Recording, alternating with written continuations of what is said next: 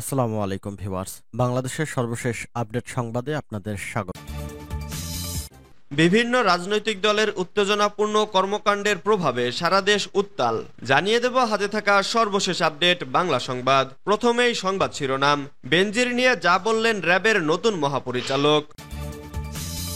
এরপর জানিয়ে দিব দেশের ৫৩তম বাজেট পেশ আজ। এদিকে পরাজিত হয়ে কার্যালয় থেকে আসবাবপত্র নিয়ে গেলেন চেয়ারম্যান।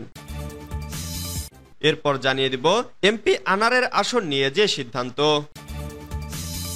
আরো জানিয়ে দিব আজিজ বেনজিরদের দিয়ে আওয়ামী লীগ ক্ষমতা দখল করেছে বলেছে মান্না। সর্বশেষ জানিয়ে দিব মঈনকে সেনাপ্রধান কে করেছে প্রশ্ন কাদেরের। এতক্ষণ শুনছিলেন সংবাদ শিরোনাম, এবারে বিস্তারিত। তবে অনুরোধ থাকবে ভিডিওটিতে একটি লাইক করবেন এবং কমেন্ট করে জানিয়ে দিবেন কোন জেলা থেকে আপনি আমাদের এই ভিডিওটি দেখছেন। বেনজির নিয়ে যা বললেন র্যাবের নতুন মহাপরিচালক। র্যাবের সাবেক মহাপরিচালক বেনজির আহমেদ নিয়ে র্যাবের নতুন মহাপরিচালক হারুনার রশিদ বলেছেন, আপনারা সরকারের বিভিন্ন সময় বিভিন্ন স্টেটমেন্ট দেখেছেন। কোনো বাহিনী কোনো ব্যক্তির দায় নেবে না। কেউ যদি ভুল ত্রুটি করে থাকে তার জন্য বাহিনী দায়ী না, এটা ব্যক্তিগত দায়। একজন ব্যক্তির সঙ্গে র্যাবের ভাবমূর্তি নষ্ট হওয়ার কোনো সম্পর্ক নেই। বুধবার গোপালগঞ্জের টুঙ্গিপাড়ায় জাতির জনক বঙ্গবন্ধু শেখ মুজিবুর রহমানের সমাধিতে র্যাবের নবনিযুক্ত মহাপরিচালক এসব কথা বলেন। মহাপরিচালক বলেন, উন্নয়নের পূর্ব শর্ত হল আইন শৃঙ্খলা ও স্থিতিশীলতা। এই উন্নয়নে প্রধানমন্ত্রী শেখ হাসিনার সঙ্গে সারথি ছিল পুলিশ ও এলিট ফোর্স র্যাব। মাদক, জঙ্গি ও সন্ত্রাস দমন এবং জলদস্যু বনদস্যু নির্মূল করা, রাষ্ট্রীয় নিরাপত্তা, জননিরাপত্তা ও শৃঙ্খলা রক্ষা করা, অপরাধ দমন ও নিয়ন্ত্রণে এলিট ফোর্স র্যাবের রয়েছে গৌরবের উজ্জ্বল ইতিহাস। তিনি আরো বলেন, ২০১৬ সালে যেই জঙ্গি হামলা হয়েছে এরপর এমন আর কোনো ঘটনা ঘটেনি, কারণ বেশ কয়েক জায়গায় কার্যকর অভিযান করেছি, যেটা আমরা বলি ইন্টেলিজেন্ট লিড অপারেশন, যেগুলো হয়েছে। সেই কারণেই এমন পরিস্থিতির মোকাবেলা আর করতে হয়নি। সেক্ষেত্রে বাংলাদেশ এখন নিরাপদ সারা বিশ্বের কাছে।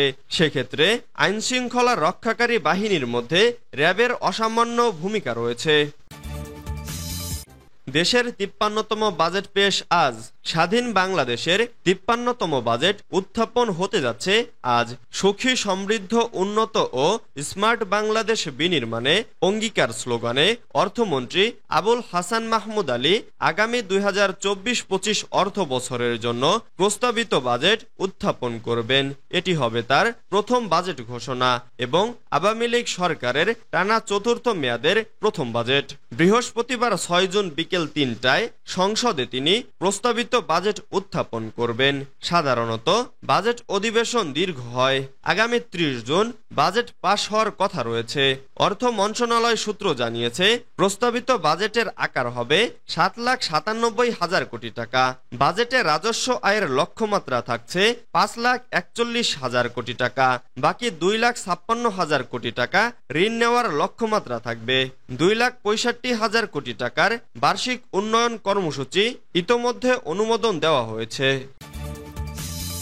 পরাজিত হয়ে কার্যালয় থেকে আসবাবপত্র নিয়ে গেলেন চেয়ারম্যান।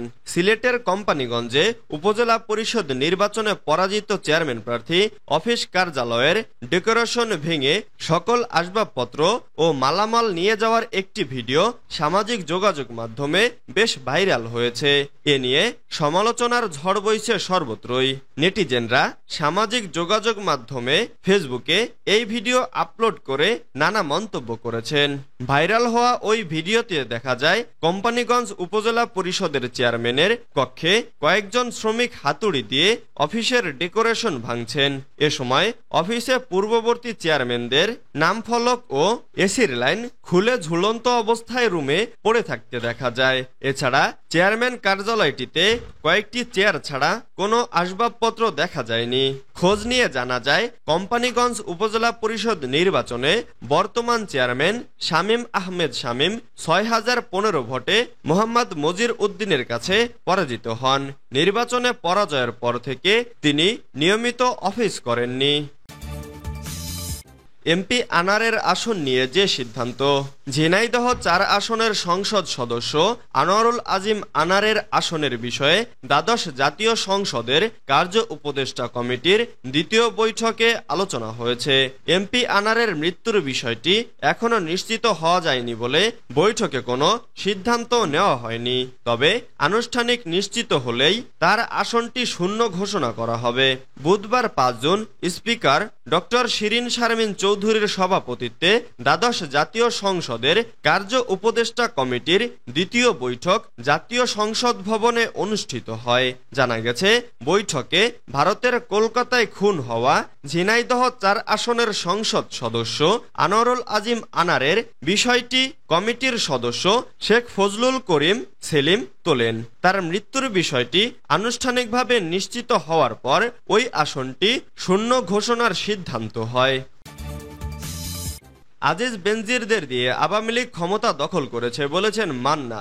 সাবেক সেনাপ্রধান আজিজ আহমেদ ও সাবেক পুলিশের আইজিপি বেনজির আহমেদকে দিয়েই আওয়ামী লীগ টানা ৩ বার ক্ষমতা দখল করে বলে অভিযোগ করেছেন নাগরিক ঐক্যের সভাপতি মাহমুদুর রহমান মান্না। বুধবার জাতীয় প্রেস ক্লাবের সামনে গণতন্ত্র মঞ্চের বিক্ষোভ সমাবেশে তিনি এ অভিযোগ করেন। মান্না বলেন, আওয়ামী লীগ সাধারণ সম্পাদক ওবায়দুল কাদের বলেছেন বেনজির আজিজ তাদের দলের কেউ নন, কিন্তু দেশের সবাই জানে, সারা পৃথিবী জানে এদের গডফাদার কারা। এদের দিয়েই আওয়ামী লীগ টানা ৩ বার ক্ষমতা দখল করেছে। ইন্টারপোলের লাল তালিকাভুক্ত মাফিয়া আনারি নাকি আওয়ামী লীগের জনপ্রিয় নেতা। এদের দিয়েই এখন এই দলটা চলে। ভারতের নির্বাচনে সেখানকার জনগণের জয় হয়েছে, গণতন্ত্রের জয় হয়েছে, সেখানে মানুষ ভোট দিতে পেরেছে। আমাদের দেশে আওয়ামী লীগ সরকার নির্বাচন ব্যবস্থাই ধ্বংস করেছে। জাতীয় সমাজতান্ত্রিক দলের সাধারণ সম্পাদক শহীদউদ্দিন মাহমুদ স্বপনের সভাপতিত্বে সমাবেশে আরো বক্তব্য দেন বিপ্লবী ওয়ার্কস পার্টির সাধারণ সম্পাদক সাইফুল হক সহ আরো অনেকে। মঈনকে সেনাপ্রধান কে করেছে প্রশ্ন কাদেরের। আওয়ামী লীগে অসংখ্য আজিজ বেনজির আছে। বিএনপির এমন দাবি প্রসঙ্গে আওয়ামী লীগের সাধারণ সম্পাদক ওবায়দুল কাদের বলেন, জেনারেল মঈন ইক আহমেদকে সেনাপ্রধান কে করেছিল? শামসুল হুদা, রাকিবুল হুদা, এমপি কোহিনুর কার সৃষ্টি?